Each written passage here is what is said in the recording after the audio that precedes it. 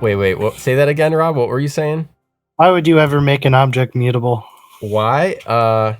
Maybe what if you like object-oriented programming?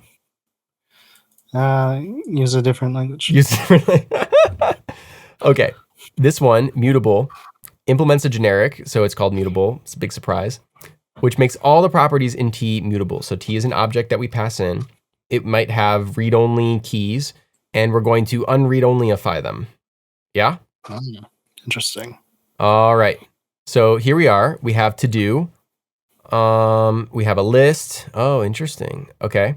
And we're using the read-only built-in. So we did this in a previous example, but yeah, the read-only built-in is being passed here, and we're saying, does the mutable version equal the thing that we passed in?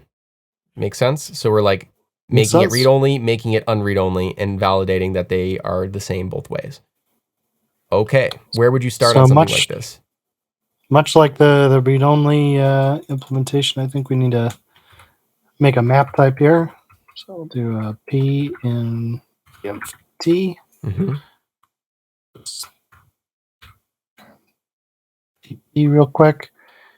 I think we just want to minus read-only. Oh, you know the trick? I wasn't sure if you knew the trick or not. All right, check it out, guys and gals. This right here, this is the stinker. So there's a modifier in TypeScript that will allow you to add or remove certain, I don't know, keywords is the wrong thing because there's one other. Did you know that you can also do this with optional types? So you can put a plus here, or you can put a minus here, and that will remove optionality.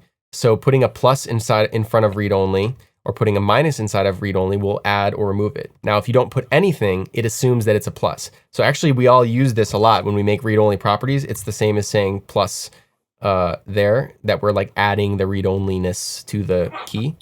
But interesting, they chose to make that optional. It is interesting they chose to make that optional, yes. Now, we have a different problem up here. You still need to solve this one, which is what happens if you pass it a string or a number. It doesn't error, so expect error is wanting an error, and it doesn't give one. So what do we do? That's right. We need to constrain the generic somehow. Mm-hmm.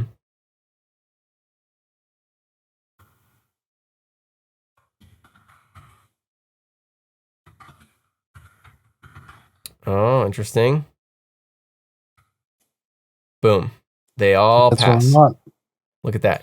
Now, similar to the original read-only, I looked and looked for another way to solve this, and I found no way to solve this other than this. There is a variation on this, which I would suggest, which is to do record string, and then what would it be? Like any would have to go here.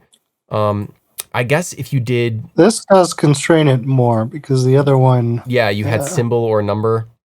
Yeah, so, oops. So let's say you put something in here, like mutable symbol dot iterator.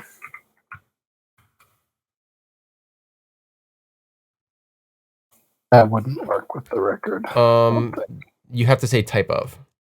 Yeah. No, it's this function. Something. I mean, you could just put Boolean. No, Boolean doesn't work. You're going off the screen there.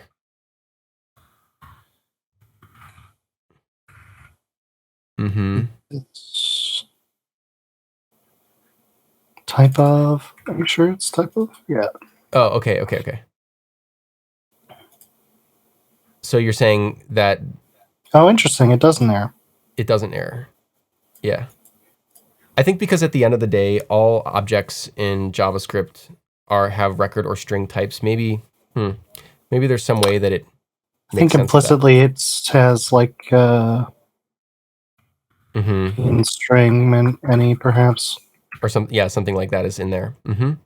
But anyway, that was the only variation that I found on this. So if anyone knows another way to do this, I would love to see another way to implement the mutable type using that.